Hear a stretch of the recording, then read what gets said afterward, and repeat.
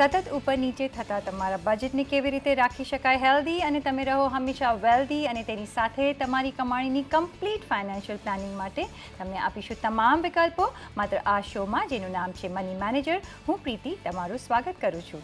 આજે મની મેનેજરમાં આપણે વાત કરીશું સુકન્યા સમૃદ્ધિ યોજના અને પીપીએફ વચ્ચે કઈ સારી યોજના કઈ તમારે સિલેક્ટ કરવી જોઈએ, બંને વચ્ચેનો તફાવત સમજાવીશું અને દર્શકોના સવાલ લઈશું.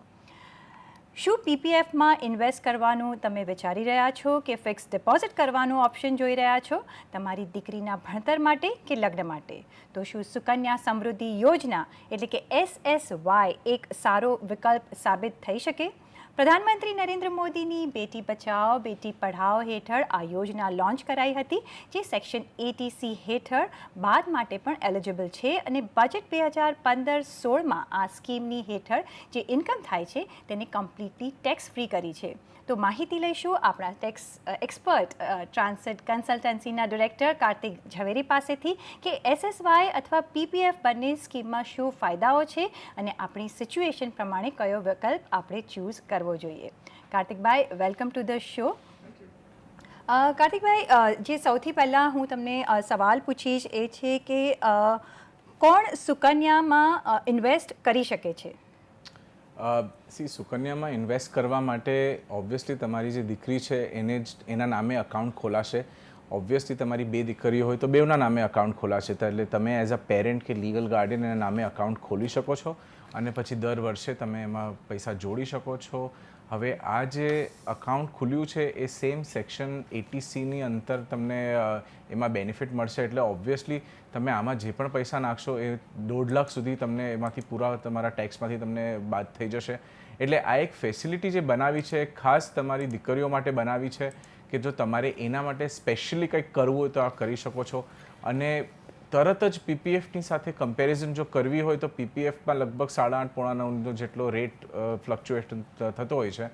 તો પીપીએફ તો ઓબ્વિયસલી કોઈના પણ માટે ખોલી શકો છો, તમારા માટે પણ, તમારા છોકરા માટે, તમારી છોકરીઓ માટે, બધા માટે થઈ શકે છે. પણ આ સ્પેશિયલી તમારી દીકરીઓ માટે છે અને નેચરલી કે આમાં થોડોક ઇન્ટરેસ્ટ રેટ બેટર છે, એટલે આમાં 9.1 સુધીની તમને રેટ ઓફ ઇન્ટરેસ્ટ છે. એટલે એ રીતે તમે જો વિચાર કરો તો એક બહુ સરસ તમને એક પ્રોવિઝન આપ્યું છે, એક સરસ માધ્યમ આપ્યું છે, જેનાથી તમે જો તમારી દીકરી 1-2 વર્ષની હોય, 3 વર્ષની હોય કે ઇવન 10 વર્ષની પણ હોય તો પણ તમે આ અકાઉન્ટ ખોલી શકો છો અને આ 9.1%ની ફ્રી ઇન્કમ તમે એન્જોય કરી શકો છો. જી, અને કાર્તિકભાઈ, એમાં છોકરીઓની ઉંમરનું પણ એમાં એક છે કે 10 વર્ષની નીચે 10 વર્ષની થાય એ પહેલાં તમારે ખોલી દેવું જોઈએ? હા, એટલે આમાં એ લોકો એમ કહેવા માંગે છે કે સારામાં સારો બેનિફિટ લેવું હોય તો જેટલું વહેલું ખોલો એટલું બેટર છે. એટલે જે પણ તમારી દીકરીઓ જો નાની હોય કે એકદમ જન્મેલી હોય કે 2 વર્ષ 3 વર્ષની હોય તો બહુ સારું, પણ સાથે જ એ લોકો તમને પ્રોવિઝન અને ફેસિલિટી આપે છે કે અત્યાર સુધી જો તમારી 10 વર્ષની પણ દીકરી હોય તો પણ એના નામે તમે ખોલી શકશો. અને કારણ કે આ સ્કીમ હમણાં જ આવી છે એટલે એના માટે તમને એક સ્પેશિયલ બીજું બેનિફિટ આપ્યું છે. અને એ બેનિફિટ એ છે કે 2003 એટલે 2 ડિસેમ્બર 2/12/2003થી લઈને 1/12/2004 સુધીની વચ્ચે પણ જો તમારી દીકરીનો જન્મ થયો હોય તો પણ તમે આ અકાઉન્ટ ખોલવામાં તમને કોઈ પ્રોબ્લેમ નહીં થાય, એટલે તમે ખોલી શકશો. કારણ કે આ નવી સ્કીમ ઇન્ટ્રોડ્યુસ થઈ છે એટલે ખાલી શરૂઆતના જ સમય માટે આ એક સ્પેશિયલ ફેસિલિટી જેવી વસ્તુ અલાઉ કરી છે. અને આ સ્પેશિયલ ફેસિલિટી આ વર્ષની 1 ડિસેમ્બરે આ ફેસિલિટી બંધ થઈ જશે. એટલે તમે 30મી નવેમ્બર સુધી આ વર્ષના જો તમારે અકાઉન્ટ ખોલાવવું હોય, કોઈકની દીકરી 11 વર્ષની પણ હોય તો આજના જ ખાલી આ વર્ષમાં એ ફેસિલિટી તમને અવેલેબલ છે. પછી 1 ડિસેમ્બર 2015થી આ ફેસિલિટી બંધ થઈ જશે. જી, તો સુકન્યા સમૃદ્ધિ યોજના તમારી દીકરીઓ માટે છે અને દીકરીઓ 10 વર્ષની થાય એ પહેલાં તમારે આ અકાઉન્ટ ઓપન કરી દેવું જોઈએ. તમારી સગવડ પ્રમાણે તમારી દીકરીઓના ભણતર અને એજ્યુકેશન માટે તમે એમાં ઇન્વેસ્ટ કરી શકો છો. અને જેમ કાર્તિકભાઈએ કહ્યું કે ઓનલી આ વર્ષ માટે 11 વર્ષની થાય ત્યાં સુધી તમે કરી શકો છો. તો આ વર્ષ માટે 1 વર્ષ વધારેનું એક બેનિફિટ મળ્યું છે. તો જો તમે ચૂકી ગયા હો ને તમારી દીકરી હજી 11 વર્ષની ન થઈ હોય તો તમે આ વર્ષે પણ ઇન્વેસ્ટ કરી શકો છો. વર્સસ પીપીએફમાં કોઈ પણ ઇન્ડિયન રેસિડન્ટ પૈસા ઇન્વેસ્ટ કરી શકે છે. સાથે જ કાર્તિકભાઈ, SSY અને પબ્લિક પ્રોવિડન્ટ ફંડ માટે ક્યાં અકાઉન્ટ ઓપન થઈ શકે છે? પબ્લિક પ્રોવિડન્ટ ફંડમાં તમે અકાઉન્ટ જો ખોલાવવું હોય તો લગભગ તમે બધી બેન્કોમાં ખોલી શકો છો. એમાં સ્ટેટ બેંકનું સૌથી વધારે નેટવર્ક થતાં સ્ટેટ બેંક એક પોપ્યુલર ચોઇસ છે કે જનરલી લોકો સ્ટેટ બેંકમાં જઈને અકાઉન્ટ ખોલાવતા હોય છે. પણ સાથે જ આ અકાઉન્ટ તમને બીજી નેશનલાઇઝ બેંક્સ અને જે પબ્લિક સેક્ટર બેંક્સ છે જેમ કે Union Bank, Bank of Baroda, ત્યાંય તમે ખોલી શકો છો. કોઈ ઘણી બધી પ્રાઇવેટ બેંક્સ પણ છે. પણ આ જે SSY છે કે આ જે સુકન્યા સમૃદ્ધિ યોજના છે આ તમારે પોસ્ટ ઓફિસમાં જ ખોલાવવી પડશે. એટલે આ તમને કોઈ બેંકમાં ખોલાવશો તો તમને ઓબ્વિયસલી આ પોસિબિલિટી નથી, એટલે તમારે કોઈ પોસ્ટ ઓફિસમાં જવું પડશે. અને સજેશન એ છે કારણ કે આ સ્કીમ આ વર્ષે આવી છે તો બધી પોસ્ટ ઓફિસમાં આની માહિતી હશે ને બધા લોકોને આનું પ્રોસિજર ને બધું કાગળિયા ને બધું જે પેપરવર્ક છે એ ખ્યાલ હશે કે નહીં એ એક સવાલ છે. એટલે સજેશન એવું છે કે તમારા જે એરિયાની જે મુખ્ય પોસ્ટ ઓફિસ હોય કે જે મોટી પોસ્ટ ઓફિસ હોય જો એમાં જશો તો ચાન્સીસ વધારે છે કે એ લોકોને કદાચ ખબર હશે, પણ એવું કોઈ રૂલ નથી. તમે તમારી આજુબાજુની પણ પોસ્ટ ઓફિસમાં માહિતી માટે ઇન્વેસ્ટિગેશન કરી શકો છો, પણ અદરવાઇઝ નહીં તો જે મુખ્ય પોસ્ટ ઓફિસ હોય ત્યાં જશો તો ડેફિનેટલી તમને એ લોકો હેલ્પ કરશે અને તમને આ અકાઉન્ટ ખોલાવવામાં તમારી મદદરૂપ થશે. જી, તો સુકન્યા સમૃદ્ધિ યોજના માટે જો તમારે અકાઉન્ટ ઓપન કરવું હોય તો તમારે અત્યારે પોસ્ટ ઓફિસમાં જવું પડશે અને તમારે ત્યાં અકાઉન્ટ ઓપન કરવું પડશે. જ્યારે પબ્લિક પ્રોવિડન્ટ ફંડ માટે તો આપણે જાણીએ જ છીએ કે કોઈ પણ નેશનલાઇઝ બેંક અને જેમ કાર્તિકભાઈએ કહ્યું કેમ કે સ્ટેટ બેંક ઓફ ઇન્ડિયાનું સારું એવું કવરેજ છે, તો એમાં પણ તમે ઓપન કરી શકો છો તમારું અકાઉન્ટ. કાર્તિકભાઈ, એવું પણ એક પ્રપોઝલ મેં વાંચ્યું, હું જ્યારે રિસર્ચ કરતી ત્યારે મેં વાંચ્યું હતું કે કદાચ ડેઝિગ્નેટેડ PSU બેંક્સ માં તમે સુકન્યા સમૃદ્ધિ યોજનાનું અકાઉન્ટ ખોલી શકો, તો એની વિશે તમારી પાસે કંઈ માહિતી છે? એટલી જ માહિતી છે જેટલી તમને મળી છે, બહુ ખાસ એમાં માહિતી નથી. પણ ઓબ્વિયસલી આ વસ્તુ એટલી સરસ છે ને કે આ એક ટાઈપનું PPF અકાઉન્ટ જેવું જ છે કે તમે ધીરે ધીરે આમાં પૈસા ભેગા કરો અને PPFનું એક એવું અકાઉન્ટ છે કે જેમાં તમે કન્ટિન્યુઅસ રિન્યૂ કરી શકો છો. જ્યારે આ અકાઉન્ટ એવું છે કે તમારે 21 વર્ષે આ બધા પૈસા ઉપાડી લેવા પડે છે, કારણ કે આ તમને એક સર્ટન પર્પઝ માટે આપ્યું છે, તમારી દીકરી માટે આપ્યું છે કે તમે એને ભણાવો, એના માટે બચાવો પૈસા.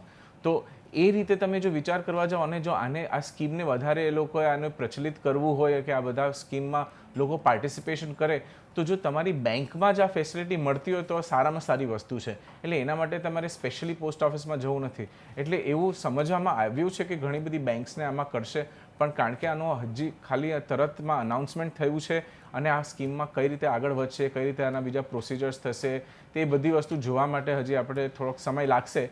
પણ એટલી વારમાં આ તમે ચૂકી ન જાઓ, એટલે તમારે જો ચાલુ કરવું હોય તો કરી શકો છો, નહીં તો તમે 3-4 મહિના રાહ જો તો પણ ઠીક છે. પણ જેની દીકરી ખાલી 10 કે 11 વર્ષની છે, જો એને અર્જન્ટલી કરવું હોય તો એ અત્યારે પોસ્ટ ઓફિસમાં જ જવું પડશે. એટલે એ લોકો માટે આ ફેસિલિટી નથી કે તમે કદાચ 6-12 મહિના બેંક માટે રાહ જોઈ લો કે તમારી બેંક જો તમારી આજુબાજુની જે નેશનલાઇઝ બેંક છે એમાં આ ફેસિલિટી આવી જાય.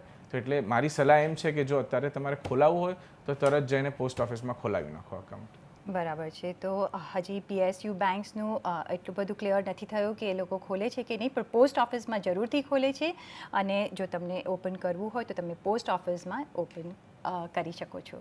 સાથે જ કાર્તિકભાઈ, આ બંને યોજનામાં મેક્સિમમ અને મિનિમમ અમાઉન્ટ ઇન્વેસ્ટ કરવાની કોઈ મર્યાદા છે? આમાં મિનિમમ તો જે રીતે આપણે PPFમાં 500 રૂપિયા છે, આમાં લગભગ 1000 રૂપિયા છે તમારે મિનિમમ ઇન્વેસ્ટ કરવાના. અને મેક્સિમમ જે તમારી લિમિટ છે કે 1,50,000ની જે આપણી લિમિટ છે, જે સેક્શન 80C ઓવરઓલ લિમિટ છે એટલી એ મેક્સિમમ છે કે તમે એટલા પૈસા આમાં નાખી શકો છો. એટલે એનાથી વધારે નાખવાનો તમારી પાસે કોઈ બીજો વિકલ્પ નથી રહેતો. એટલે તમારે જો વધારે પ્લાનિંગ કરવું હશે તો નેચરલી તમારે બીજા બધા પ્રોડક્ટ્સ લેવા પડશે, જે પણ ઘણા બધા સારા અને ઇન્ટરેસ્ટિંગ પ્રોડક્ટ્સ છે. પછી ભલે 80Cમાં ન હોય પણ એટલીસ્ટ ટેક્સ ફ્રી હોય કે તમે એ ટાઈપના જે ઇક્વિટી મ્યુચ્યુઅલ ફંડ્સ છે કે તમે એવી બધી વસ્તુમાં પણ નાખો કે જેમાં ચિલ્ડ્રનના પણ થોડા ફંડ્સ હોય છે જે સ્પેસિફિકલી ચિલ્ડ્રન્સ માટે હોય છે, તો તમે એમાં પણ એ બધી વસ્તુઓના વિકલ્પ છે તમારી પાસે. પણ આમાં તમારી પાસે એક લિમિટેશન છે કે તમારે 1,50,000 સુધી જ તમે કરી શકશો. પણ તમે કેટલી વાર આમાં ડિપોઝિટ કરો એ તમારી મરજી પ્રમાણે છે કે તમારે મહિનામાં 4 વાર કરવું હોય તો કંઈ પ્રોબ્લેમ નથી, કે તમારે 1 વર્ષમાં એક જ શોર્ટમાં સીધા 2.5 લાખ રૂપિયા નાખવા હોય તો પણ કંઈ વાંધો નથી. અને જે રીતે તમે નાખશો એ રીતે તમારું વ્યાજ ભેગું થતું જશે. એટલે તમે દર મહિનાનું એક મંથલી ઇન્વેસ્ટમેન્ટ પણ કરવાનું જો વિચાર કરતા હોય તો એ પણ પોસિબલ છે. પણ આમાં પ્રોબ્લેમ ખાલી એ છે કે તમારે જઈને કરવું પડશે, એટલે ઓટોમેટિકલી પોસ્ટ ઓફિસ તમારા અકાઉન્ટમાંથી અત્યારની તારીખમાં ડેબિટ કરશે કે નહીં એ સવાલ છે. એટલે તમારે જો કરવું હોય તો 2-4 ટુકડામાં ઇન્વેસ્ટમેન્ટ કરી દો, નહીં તો દર મહિનાનું ઇન્વેસ્ટમેન્ટ કરો. જી, તો બંને યોજનામાં તમે 1.5 લાખ સુધી મેક્સિમમ પર ફાઇનાન્શિયલ યર ઇન્વેસ્ટ કરી શકો છો. અને જેમ કહ્યું કે સુકન્યા સમૃદ્ધિ યોજનામાં મિનિમમ 500 રૂપિયા તમે કરી શકો છો, જ્યારે સુકન્યા સમૃદ્ધિમાં તમે 1000 રૂપિયા સુધી મિનિમમ કરી શકો છો, અને પબ્લિક પ્રોવિડન્ટ ફંડમાં 500 રૂપિયાનું તમે મિનિમમ તો કરવું જ પડશે તમારે. કાર્તિકભાઈ, આ બે યોજનામાં રેટ ઓફ રિટર્ન કેટલું હોય છે? હવે અહીંયા આ જે સુકન્યા સમૃદ્ધિ યોજના છે એમાં 9.1%નું અત્યારે રેટ ગેરંટીડ છે ને ફિક્સ રેટ છે. એની અગેન્સ્ટમાં પીપીએફનું જે અત્યારનું રેટ છે મારા ખ્યાલથી એ લગભગ 8.5-9 જેટલું રેટ છે, એટલે એ રેન્જનું રેટ છે. પણ તમારે એક વસ્તુ ધ્યાનમાં એ રાખવાની છે કે આ અત્યારનો રેટ છે, એટલે આ રેટ જરૂરી નથી કે આ જ રેટ કન્ટિન્યુ થતો રહેશે. પણ જનરલી કારણ કે તમારે એક સારું તમને રિટર્ન મળે એટલે ગવર્મેન્ટની એવી ઈચ્છા છે કે આ રેટ આવો કન્ટિન્યુ કરે, પણ આ રેટ થોડો વધારે છે એટલે આમાં થોડી ઘણી ગવર્મેન્ટની પણ સબસિડાઇઝેશન કદાચ હોઈ શકે છે. પણ એ પણ તૈયારી રાખવી કે આગળ જતાં આ રેટમાં થોડો ઘણો રેટમાં થોડું ઘણું રિડક્શન થશે. એટલે કદાચ આજે તમને 9% મળે છે તો કદાચ તમને 2-4 વર્ષ પછી આમાં કદાચ 8 મળે કે 8.5 મળે, કે જે રીતે એ લોકો ડિસાઇડ કરે છે કે નોર્મલી જે લોંગ ટર્મ ગિલ્ટ ફંડ હોય છે કે ગિલ્ટ બોન્ડ હોય છે, તો એના બેન્ચમાર્ક પ્રમાણે તમારો જે રીતે ગિલ્ટ બોન્ડ ફરે છે અને ગિલ્ટ્સના જે રીતે ભાવ ચેન્જ થાય છે એ પ્રમાણે આમાં પણ તમને લગભગ 8, 8.5, 8.5 જેટલું તમને કદાચ પછી આગળથી મળશે. પણ અત્યારે તો 9.1% છે, એટલે તમે એમાં એન્જોય કરી શકો છો. અને જરાક પીપીએફથી વધારે છે એટલે થોડું પ્રોત્સાહન પણ છે તમને, અને થોડુંક મોટિવેશન પણ છે ગવર્મેન્ટે તમને આપ્યું છે કે તમારે આમાં ઇન્વેસ્ટમેન્ટ કરવું હોય તો પ્લીઝ આવીને કરો. જી, તો અત્યારની તારીખે SSY તમને વધારે રેટ ઓફ રિટર્ન આપે છે 9.1 સુધીનું, પણ જેમ કાર્તિકભાઈએ કહ્યું એમ ફ્યુચરમાં એના રેટ્સ ઓછા બી થઈ શકે છે. એઝ કમ્પેર ટુ પીપીએફમાં અત્યારે તમને 8.70% જેટલું રેટ ઓફ રિટર્ન મળે છે પ્રતિ ફાઇનાન્શિયલ યર. તો તમે સિલેક્ટ કરી શકો છો કે તમને ક્યાં ઇન્વેસ્ટ કરવું છે, પણ અત્યારે SSY જરા અટ્રેક્ટિવ છે. કાર્તિકભાઈ, આ બે સ્કીમમાં કઈ લોક ઇન પીરિયડ હોય છે? હા, આમાં છે ને લોક ઇન થોડો અલગ રીતે કામ કરે છે. હવે પીપીએફમાં તમને ખ્યાલ હશે કે આપણે જે ઇન્વેસ્ટમેન્ટ કરીએ છીએ તો આપણે પહેલાં 7 વર્ષ સુધી આને પૈસા નથી અડી શકતા. એટલે 6 વર્ષ ક્લિયર તમે ઇન્વેસ્ટમેન્ટ કરો અને 7મે વર્ષે તમારું જે ભેગું થયેલું કોર્પસ હોય, જે પણ તમે ફંડ ભેગું કર્યું છે પીપીએફ અકાઉન્ટમાં, પ્લસ તમારું જે વ્યાજ તમને મળ્યું છે એના તમે 50% સુધી વિડ્રો કરી શકો છો. તો એ ફેસિલિટી તો પીપીએફમાં છે, જે આપણે ખ્યાલ છે. હવે આ જે અકાઉન્ટ છે આમાં થોડુંક લોકિન એટલું બધું સારું નથી, એટલે લાંબુ લોકિન છે. એટલે તમારે આમાં 18 વર્ષની રાહ જોવી જ પડશે. એટલે 18 વર્ષ પહેલાં તમે આમાંથી બહાર નથી નીકળી શકતા, અને આમાંથી કોઈ પ્રકારનું વિડ્રોલ પણ અલાઉડ નથી. હવે 18મે વર્ષે, એટલે જે 18મું ફાઇનાન્શિયલ યર જે પૂરું થશે ત્યારે તમને આમાંથી 50% રકમ કાઢવાની તમને છૂટ મળે છે. જે પીપીએફમાં 7મા વર્ષ પછી તમે ગમે ત્યારે કાઢો તો તમે 50% તમારી રકમ સુધી કાઢી શકો છો, પણ અહીંયા એ ફેસિલિટી નથી. અહીંયા 18મે વર્ષે જ આ ફેસિલિટી આવશે, અને એને સિવાય તમે બીજું કાંઈ આમાં ચેન્જ નથી કરી શકતા, કે તમારી પાસે કોઈ બીજો વિકલ્પ નથી કે એવી કોઈ વસ્તુઓ નથી. તમે ખાલી પ્રીમેચ્યોરલી ક્લોઝ કરવું હોય તો 21 વર્ષ પહેલાં તમે ક્લોઝ કરી શકો છો, પણ એ પણ પ્રોવાઇડેડ કે તમારી દીકરીના જો લગ્ન થઈ જાય, જો એ પરણી જાય તો તમે આ ક્લોઝ કરી શકો છો.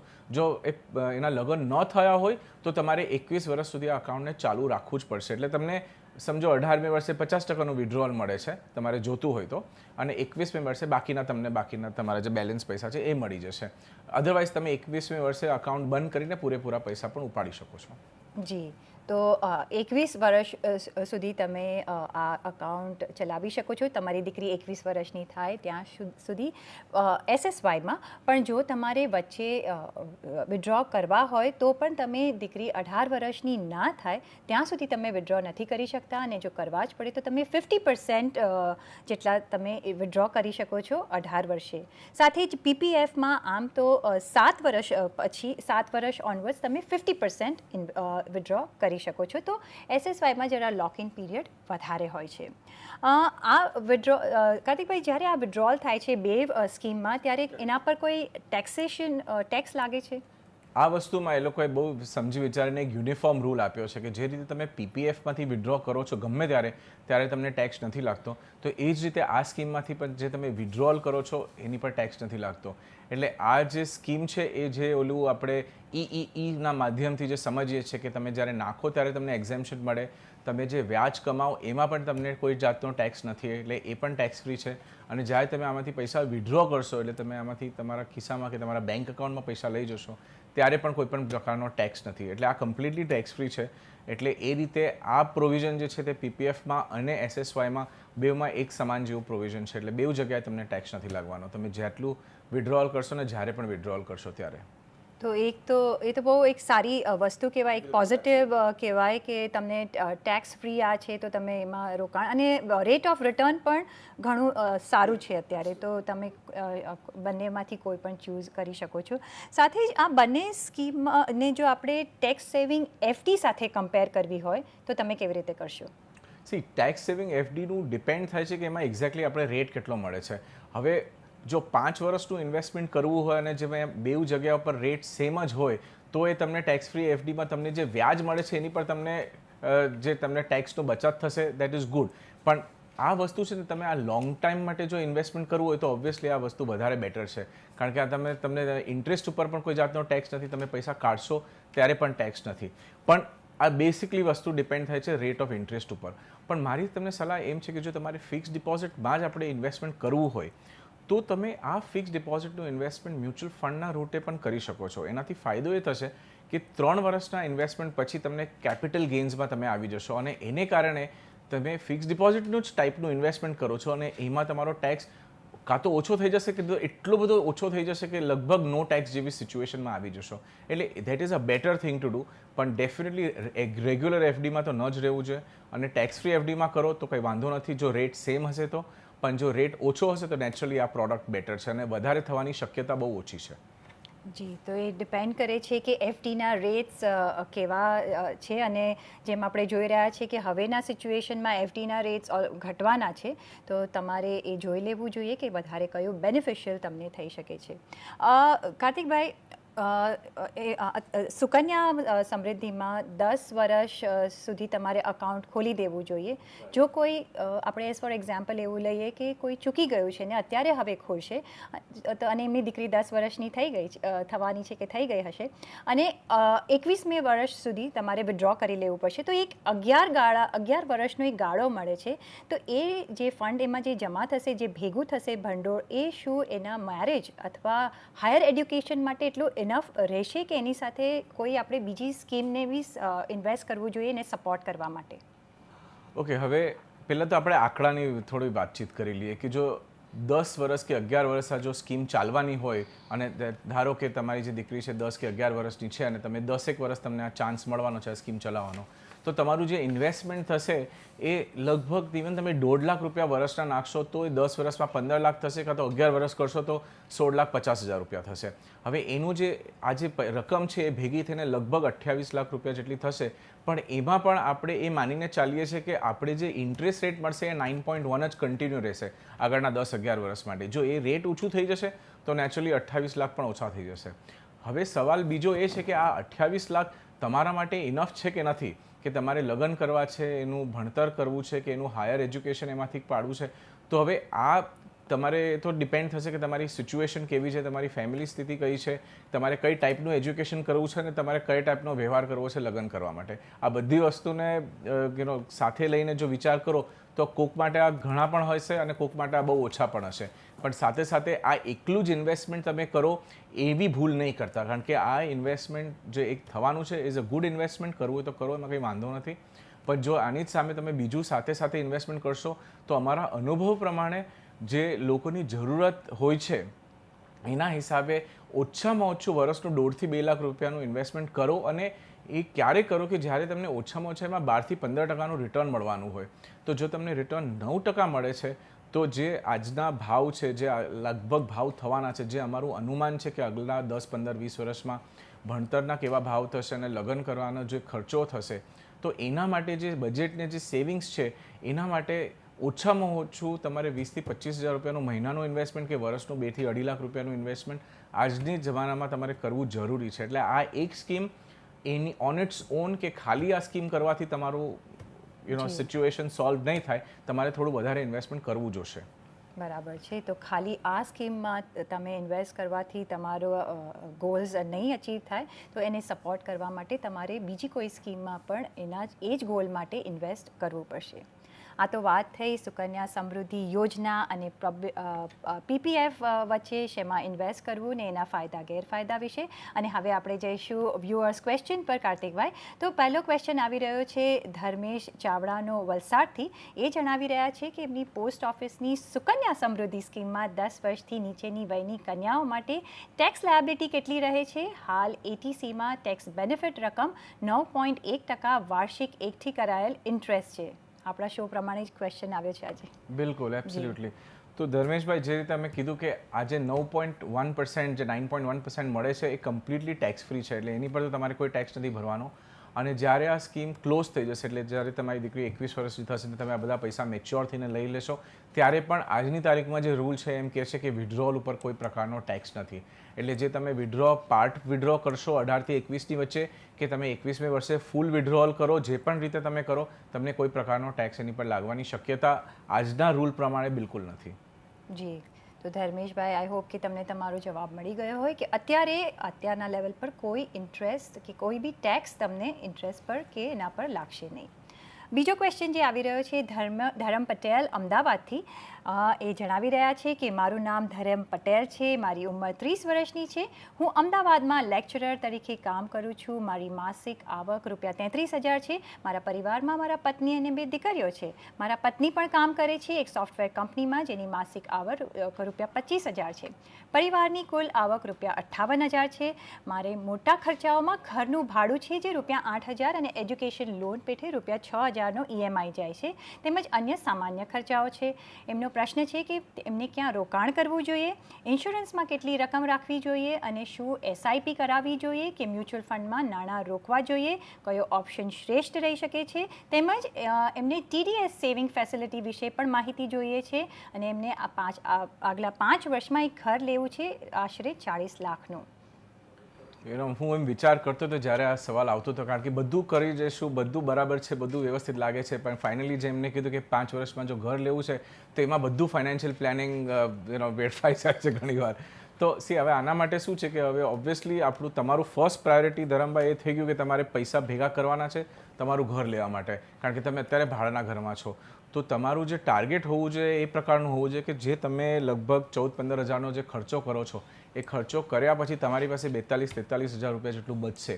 તો આ પૈસા જો તમે આગલા 5 વર્ષમાં ભેગા કરો, ઇવન આશરે વર્ષના 5 લાખ રૂપિયા જો ભેગા થઈ જતા હોય તો એ 5 વર્ષમાં લગભગ 25 લાખ રૂપિયા જેટલું ભેગું થશે. હવે તમારી સ્ટ્રેટેજી થોડીક આ રીતે હોવી જોઈએ. શું તમને લોન લેવું ફાવશે? સૌથી પહેલો વસ્તુ એ, જો લોન લેવાનું તમને ફાવવાનું હોય, કંઈ વાંધો ન આવવાનો હોય, તો મારું સજેશન એમ છે કે આ 40 લાખનું જે તમારું ટાર્ગેટ છે એમાંથી 12 થી 15 લાખ રૂપિયા તમારા પૈસા વાપરો અને બાકીના પૈસા તમે લોનથી લઈ લો, એટલે તમારે એનો ઇન્સ્ટોલમેન્ટ લાગશે. પણ એટલા જ સમયમાં, કારણ કે તમારે ખાલી લગભગ 12 થી 15 લાખ રૂપિયા ભેગા કરવા છે, એટલે જે તમારું બજેટ છે, જે તમારું સેવિંગનું બજેટ છે આજની તારીખમાં જે 40-42 હજારનું છે, એમાંથી તમે અડધા પૈસા તમારા ઘર તરફ તમે એ ગોલ માટે તમે પ્લાનિંગ કરીને સેવ કરી શકો છો, જેને આપણે એકદમ બિલકુલ સેફ રાખશું. એ તમે બોન્ડ મ્યુચ્યુઅલ ફંડમાં નાખો કે જે તમને ટેક્સની પણ માર ઓછો પડે અને તમને રિટર્ન પણ લગભગ ફિક્સ જેટલું મળે. અને તમને જો ફાવતું હોય તો એ બેલેન્સ ફંડમાં પૈસા નાખો તો પણ કંઈ વાંધો નથી. જે બાકીના પૈસા છે એ તમારી ધન સંપત્તિ માટે આપણે વાપરવા પડશે. એટલે એ બાકીના 20 થી 25 હજાર રૂપિયા તમારે ઇક્વિટી SIPમાં હું તમને નાખવાની સલાહ આપીશ. સાથે જ તમે ઇન્સ્યોરન્સની વાત કરી છે, તો તમે ઇન્સ્યોરન્સ માટે જો આપણે ઉધડું કેલ્ક્યુલેશન કરીએ તો જે તમારી વાર્ષિક આવક છે એને તમે 10 થી 20 ટાઈમ સુધી મલ્ટીપ્લાય કરો અને એટલું તમારી પાસે ટર્મ ઇન્સ્યોરન્સ હોવો જોઈએ. એટલે એ બહુ ઇન્સ્યોરન્સનું પ્રીમિયમનું તમને માર નહીં લાગે, બહુ જ મામૂલી જેવી રકમ આવશે. ઇવન તમે ₹1 કરોડ રૂપિયાનું ઇન્સ્યોરન્સ કરો તમારી ઉંમરે, તો મારા ખ્યાલથી તમારું પ્રીમિયમ 8-10 હજારથી વધારે ન થવું જોઈએ. અને તમારી વાઈફ પણ કમાય છે એટલે એને પણ એટલું જ ઇન્સ્યોરન્સ લેવું જોઈએ, કારણ કે કોઈના પણ જવાથી ઘરને અને જે તમારું ટોટલ ફાઇનાન્શિયલ સિચ્યુએશન છે એમાં તમને માર પડી શકે છે. એટલે તમારે બેઉ જણે આ ઇન્સ્યોરન્સ કરવાનું છે. TDSનો તમારા સેવિંગ્સ ઉપર કંઈ સવાલ નથી ઊભો થતો, કારણ કે તમારે એવું સેવિંગ કરવાનું જ નથી કે જ્યાં તમને ફિક્સ્ડ ઇન્કમ મળે અને જ્યાં TDSનો કે ઇન્કમ ટેક્સનો કોઈ સવાલ આવે. જે તમે ઘર માટે કરશો એમાં તમે એવી ઇન્વેસ્ટમેન્ટ્સમાં કરો કે જ્યાં તમને ડિવિડન્ડ મળે, કે જે TDS કે જે પણ કપાવવાનું છે આપની જાતે કપાઈ જાય, કારણ તમારે મેક્સિમમ તમારે કેપિટલ ગેઇન્સ કરવું પડે થોડું ઘણું. એ તમારે 5 વર્ષ પછી આવશે, એટલે એ પણ બહુ નાનું આવશે. અને જે તમે ઇક્વિટીમાં ઇન્વેસ્ટમેન્ટ કરશો એમાં તો TDSનો કોઈ સવાલ જ નથી, કારણ કે એ બધું ટેક્સ ફ્રી છે આજના રૂલ્સ પ્રમાણે. એટલે આ રીતે તમારે તમારું પ્લાનિંગ કરો તો તમારા માટે ઘણું સારું છે આગળના 5 વર્ષ માટે.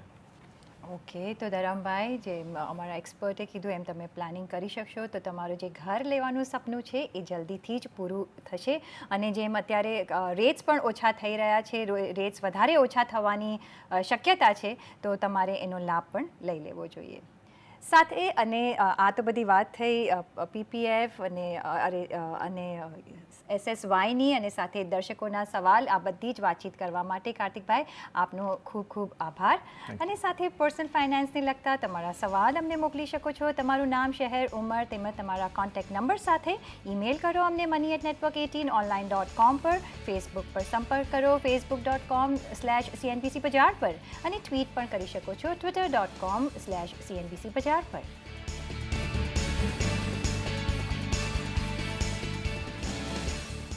અને અત્યારના મની મેનેજર એપિસોડમાં બસ આટલું જ.